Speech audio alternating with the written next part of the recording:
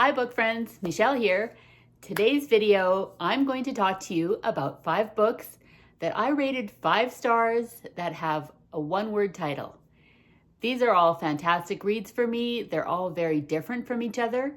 And I saw someone else on BookTube do this themed video, so I thought, hey, I can't wait to tell you about these books. I've been wanting to talk about them, and I can get 5 of them down in one video, so let's go. First book I want to talk to you about is one that's been out for a while. I've seen some people mention it on BookTube, but I just wanted to give you my particular take because I think it is a perfect book.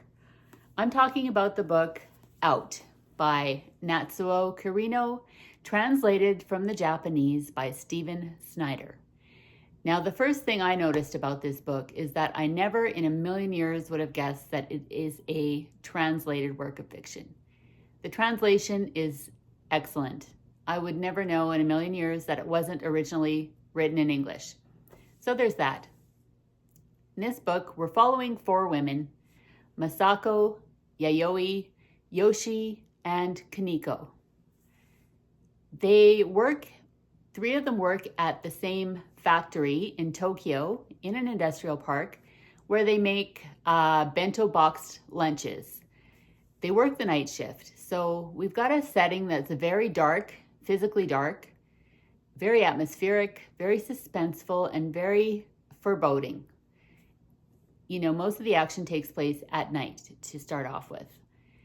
Each of these 4 women are very unsettled, very dissatisfied with their lives, and they have relationships that are very unhappy. Masako lives with her husband and teenage son who are really not very kind to her. So she goes to work kind of to escape her domestic home life. It's not happy. Then we have Yoshi, who is married, and she is caring for her husband's mother who lives with them. Her husband's mother is nasty and she is incontinent. She's got some physical health problems. So Yoshi has her hands full dealing with this woman on a daily basis and then going to work the night shift. Then we have Kaneko, who she is someone who is trying to get a job as a hostess in one of the nightclubs in the Tokyo nightclub area. However, her impediment is that she's not conventionally what the men consider to be attractive. So there's that. Her ego is, she thinks she's it. She thinks she's gorgeous. However, the men that she encounters do not agree with her. So she's having a hard time. She's struggling. She's a young person in her 20s and she's kind of flailing, trying to find a job and trying to earn a living, etc. Then we have Yayoi. Yayoi and her husband have a young son that they're raising. Her husband is a bit of a lout. He spends all their money gambling in the casinos. He gets involved in the Yakuza, the Japanese mafia. He owes them a huge gambling debt. He is, sleeping with prostitutes and he's drinking all the time. He's using drugs, etc. Finally, Yayoi snaps. She has had enough of his antics. He comes home from the bar one night and she finds out he's spent all her money again. She, in a fit of rage, strangles him to death with his necktie. So now she's like, okay, now what do I do? How do I get rid of his body? Blah, blah, blah. She's panicked. She enlists the help of these other women she works with at the factory to help her dispose of the body. And the story takes off from there. We've got elements of blackmail. We've got murder. We've got suspense. We have a subplot of the area where this factory is located. There's also a building, a complex that houses Brazilian foreign workers who are living in Japan to work in the different industries. One of the men, the Brazilian man who's living at this place, is unjustly accused of a crime he did not commit. One of the women was raped on her way walking to her car after working the night shift, and this guy gets nailed for the crime even though he didn't do it. So there's that subplot going on. We follow these 4 different women, as well as probably the scariest villain I've ever read in a book in my entire life. I don't get scared from reading books. I read horror. I can read about really terrible, awful people, and it doesn't freak me out. But the villain Satake in this book is so well drawn and so realistic, and he's cruel, and he hides in plain sight, and he is a psychopath that could easily exist in real life. So that's what makes him really scary to me. I loved reading his parts. I loved what happens to all these women we're following and the revenge plot that ensues. It's gripping from beginning to end. I've recommended this book to my dad, my aunt, my sister, my brother-in-law, and a coworker. Across the board, they all loved it. So this is a book I would widely recommend. If you love a good thriller, if you love a crime story, a relationship drama, a murder mystery, it's got it all. This book is just fantastic. A 5-star book with a 1-word title, Out by Natsuo Kirino. What more can I say? It's fantastic. Next book I want to talk to you about is called Greenwood by Michael Christie. This novel came out a few years ago as well. And in this book, we are following 3 different timelines, different generations of the same family with the last name Greenwood. The first character we meet is named Jacinda, and she's working in the year 2038 at a remote eco-tourist village in British Columbia, one of the last remaining forests in the entire world. And it's a booming industry. It's a place where international tourists come from all over the world to stay in little cottages and take in the nature, go hiking, do all the outdoor stuff that they're very limited to doing in the world because those type of natural places just don't exist anymore. It's like a redwood forest, like a big forest cathedral in the middle of the woods where they pay big bucks to come and stay. Like I said, Jacinda is the tour guide, Jacinda Greenwood. So we're following her story. She goes through a breakup and I think there's a crime or something involved. Something she does. She gets herself into trouble. So we're following her. Then we go back to the year 1974 and we encounter Jacinda's grandmother, I believe, Willa, who she herself is a activist, a political activist that's protesting for environmental causes. And she's getting arrested, going to jail. She's a fascinating woman. I loved reading about her storyline and everything she goes through. Then we go back to 1934 and we meet the patriarch of this family who started the ball rolling in the forest industry back in 1934. Everett is his name, Everett Greenwood. And one day he discovers literally a baby in a basket in the middle of the woods. He decides to take care of her. And his storyline, how he starts his business, everything he does to establish this family, and I don't know, his story is amazing as well. So all 3 of these different components of this book are fascinating, and the way that all of their stories converge into the future is amazing. This is the kind of book that makes me happy I'm a reader. I absolutely loved it from beginning to end. I looked forward to reading this, sitting down with it every day. You know, I couldn't wait to see what happens next. It's got suspense, history, family drama, some speculative, kind of futuristic elements to it, as well as some history and, you know, the technical things about the forestry industry. Yeah, I don't know. I can't say enough good things about it. This is another one that I recommended widely to my close circle of family, and everyone loved it. Again, Greenwood by Michael Christie, a fantastic novel. It's about 450 pages, but I mean, it flies by because it's so gripping. Next book I want to tell you about, another 5-star read with a 1-word title, is Animal by Taddeo. This is the first book I ever picked up from this author, and I'm really glad I did. You know what? I love a good story about somebody who is kind of slowly mentally coming undone due to circumstances beyond their control. We're following the protagonist, Joan, in this book.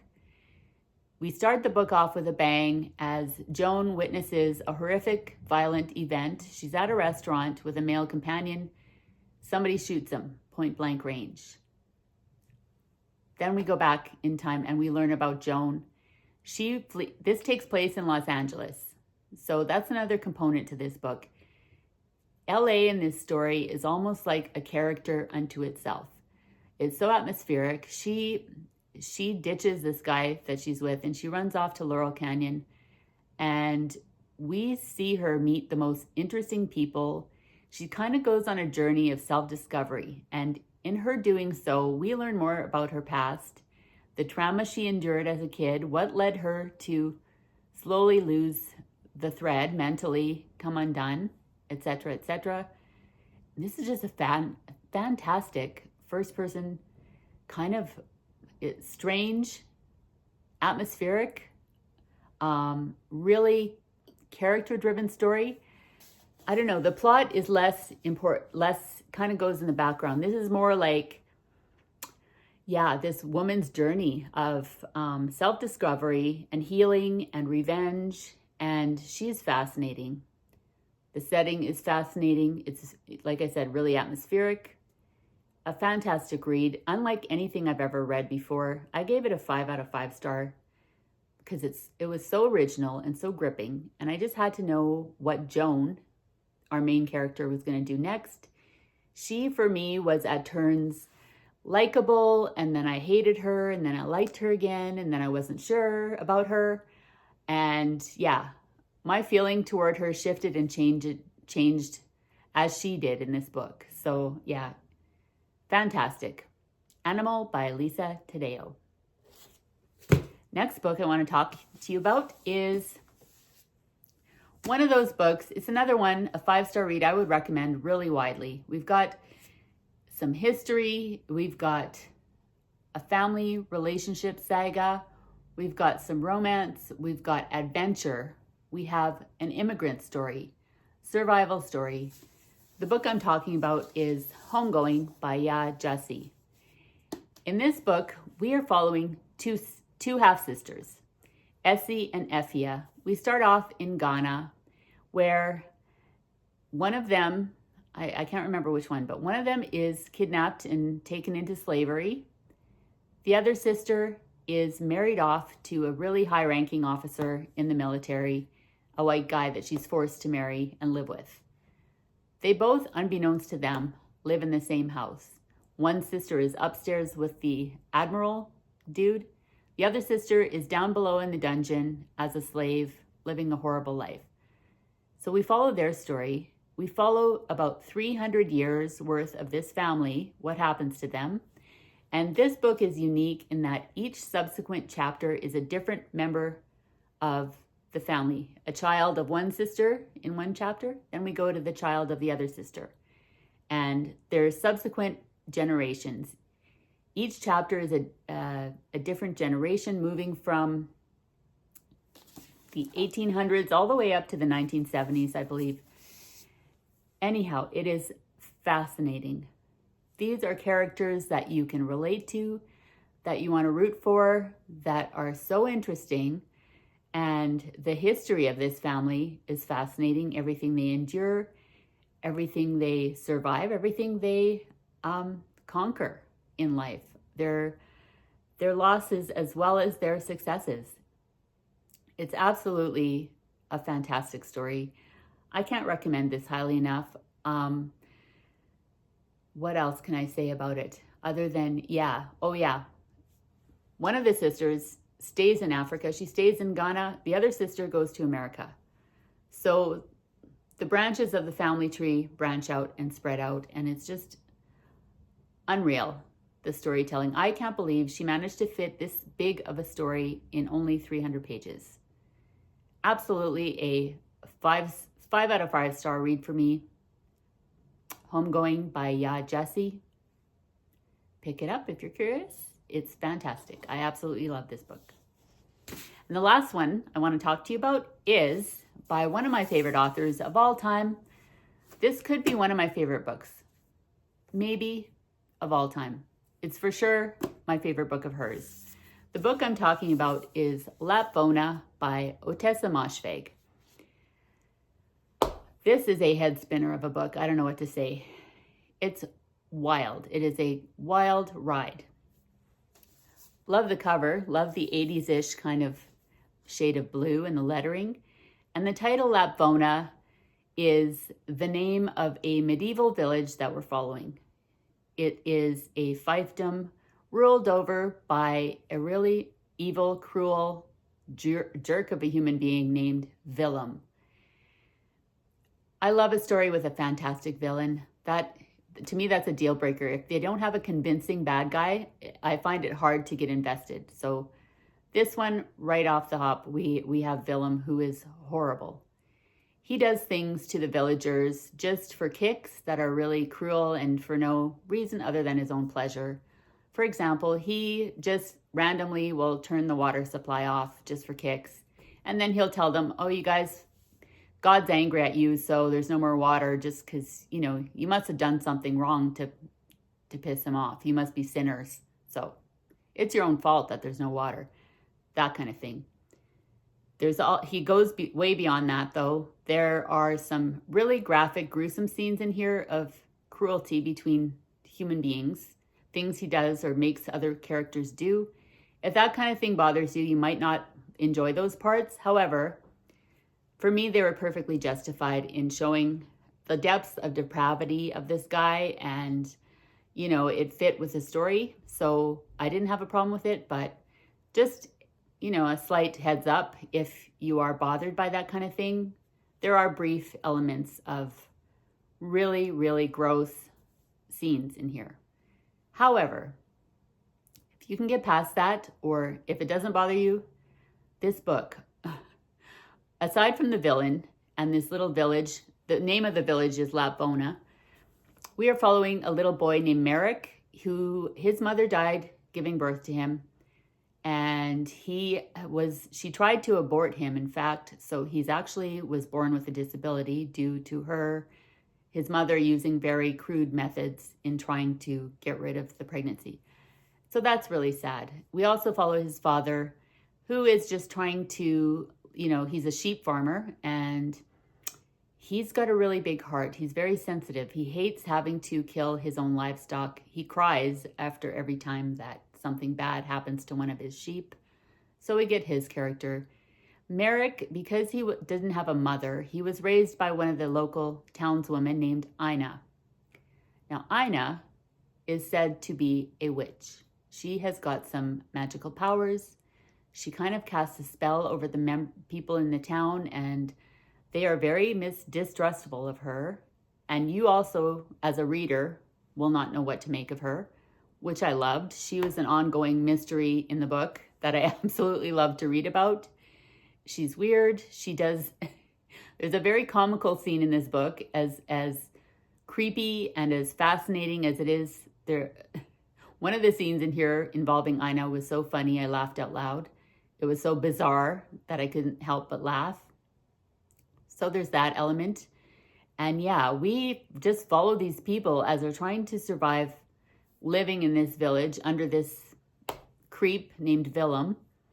And then what happens is that little Merrick one day is out playing with Willem's son. I forget what his name is, but they're playing near the edge of a cliff.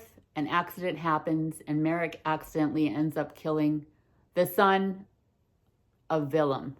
So as retribution, Willem goes to Merrick's father and says, you know what? Eye for an eye. Your son killed mine, so now I'm going to take your son. He's going to come live with me.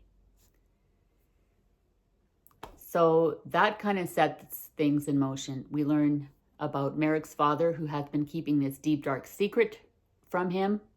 We learn more about the witch, Ina, and her weirdness. We get Willem, the horribly cruel, evil guy who is ruling over this place. And then, of course, we get Merrick's story.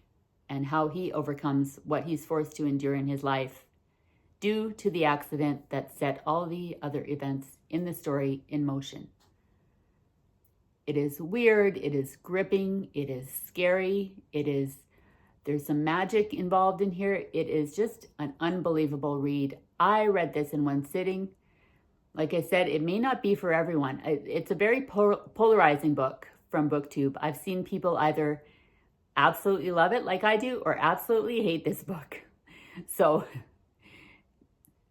tread cautiously if the grossness might bother you. But I mean, if you're not sure and you're curious, I would encourage you to just pick up a copy from your library and check it out. It is unlike anything else I've ever read. And I can't wait to see what Ottessa Moshfegh comes out with next. I've heard her in an interview saying she wants to write something more comedic. And I can totally see that because like I said, amongst all the heavy and horrible things in this book, there were a couple moments that I laughed out loud. So if this interests you, please check it out. Lapvona by Ottessa Moshfegh, another 5-star book with a 1-word title. All right, that brings me to the end of the video. Just to recap, again, Lapvona. We've got Homegoing by Yaa Gyasi. We have Animal by Lisa Taddeo. Greenwood by Michael Christie. And then, of course, Out by Natsuo Kirino, translated from the Japanese by Snyder. All 5-star reads for me. I hope I have piqued your curiosity. I hope I've given you enough information and done these books justice because they're all very, very different from each other. So, I think there's something for everyone in this little stack, whatever your interests are. But anyway, I hope you will check them out. If you have read any of these books, I'd love to hear from you in the comments. Let me know what you thought of them. And thank you so much, as always, for watching. I really appreciate it. And I'll see you in the next video. Bye.